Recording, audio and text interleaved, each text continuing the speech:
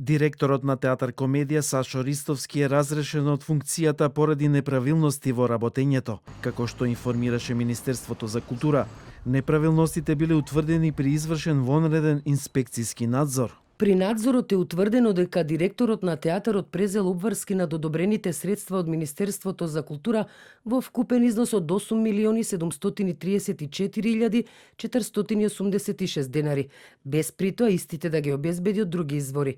Со тоа е сторена повреда на член 70А, став 4 од Законот за култура. Овој член од Законот за култура предвидува дека националната установа е должна наменски да ги користи средствата добиени од Министерството за култура и да ја реализира годишната програма за работа на националната установа во рамките на обезбедените средства од Министерството за култура и од други извори. Телевизија 24 во текот на денот се обиде телефонски да добие став од досегашниот директор, но немаше одговор. Инаку до изборот на нов директор, за ВД директорка е назначена Нора Шакири Марковиќ, вработена во театарот.